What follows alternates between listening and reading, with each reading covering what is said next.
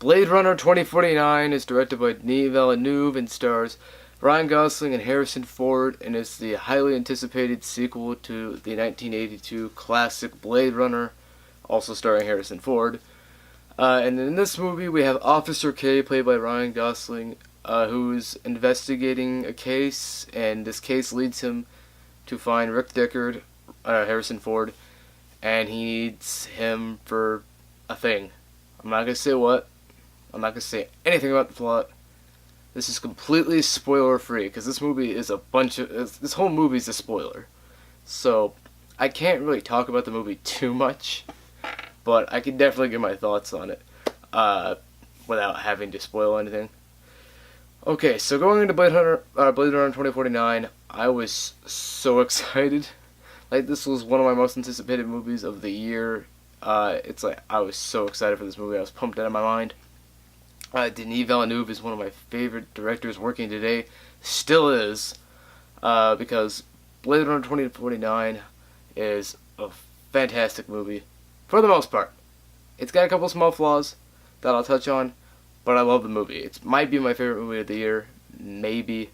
I'll have to think about that. I'll have to watch it many more times. But I want to say it is. We'll just have to see come the end of the year.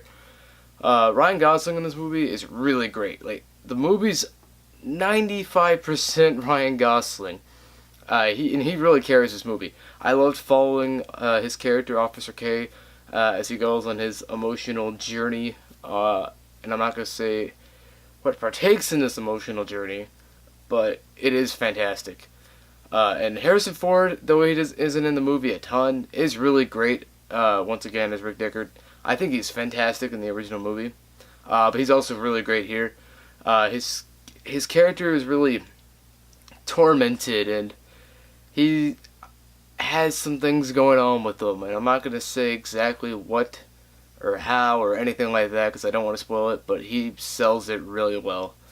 And the story is actually incredibly strong. I was surprised.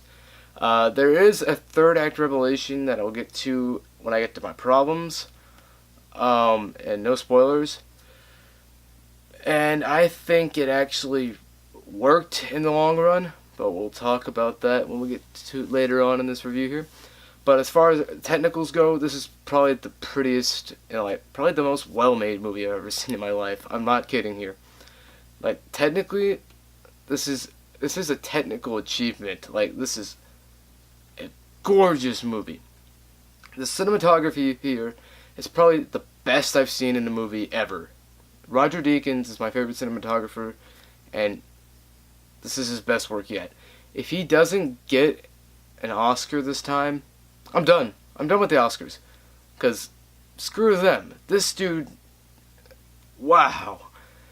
This movie is orgasmic. It's beautiful. Hans Zimmer's score is also really beautiful.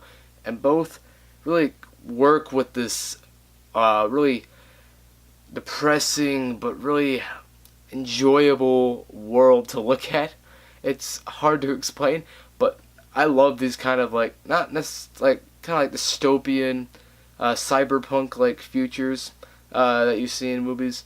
I love this kind of stuff, and this is probably the best looking world I've seen, and some of the best world building I've seen in a while.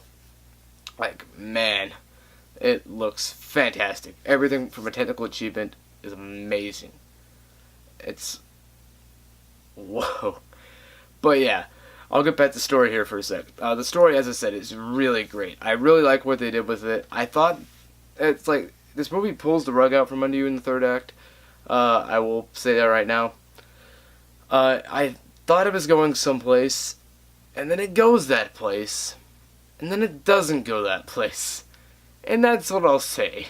But it really surprised me and proved to me that I don't know crap, and that this movie was very unpredictable, because for a while I was like, man, this is kind of predictable. I don't know how I feel about this.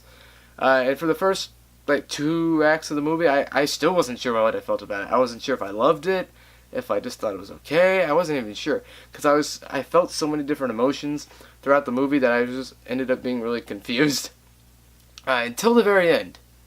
And then I reflected upon everything, and it just kind of all came to a head to me, and I'm like, wow, this was fantastic. and I actually almost cried. It's like, it's great.